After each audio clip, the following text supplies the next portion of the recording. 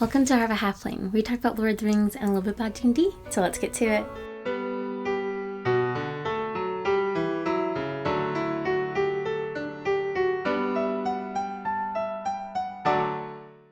So today is Tolkien Reading Day, and I, of course, wanted to get in on this and talk about the friendship between Merry, Pippin, and Sam and Frodo, which is probably unoriginal, but it's my channel and that's what I want to talk about.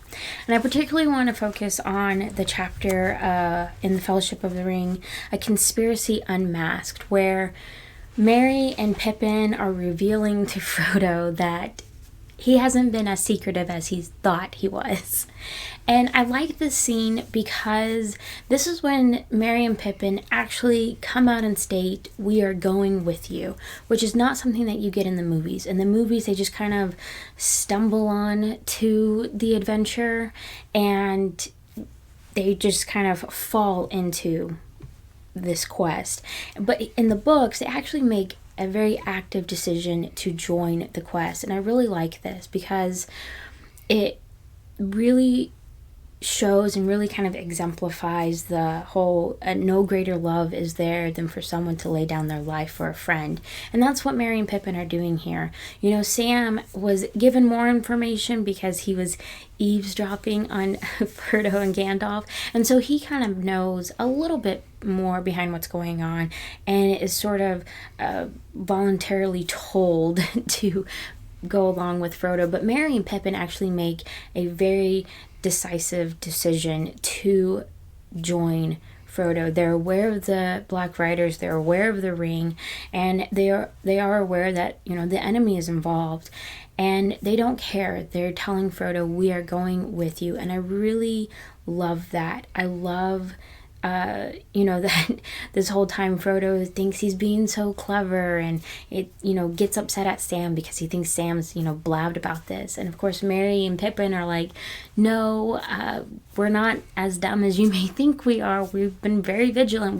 Merry says that he's known about the ring from Bilbo for years, that he saw him use it one time.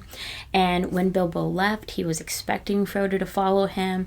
And so they've been keeping an eye on him, particularly before the spring before he actually leaves, because they were just afraid that he was going to leave without ever saying goodbye to them."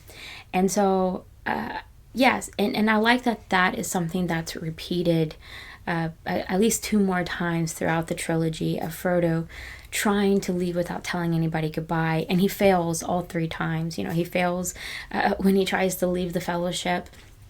I love that Sam knows where he's at, is able to piece together, I know Frodo's going to be by the banks, and is able to catch up to him. And then again at the very end, when Frodo decides he's going to leave with the last ship to the Grey Havens, and that even there, Merry and Pippin, he was going to try and leave without telling Merry and Pippin, but of course Gandalf told them.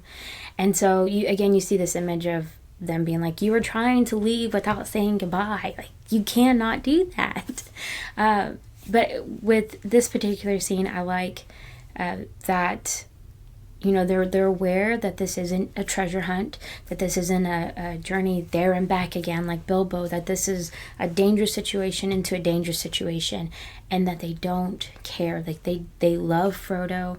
They're friend, not only are they cousins and friends, but there's this bond already laid there where they're like, "No, we are going to stay by your side on this." And then later when they're in Rivendell and they're not supposed to be, but they're hearing more of the background of what's going on, they're given the option to go back to the Shire, and still they said, "No, we're going to stay by Frodo."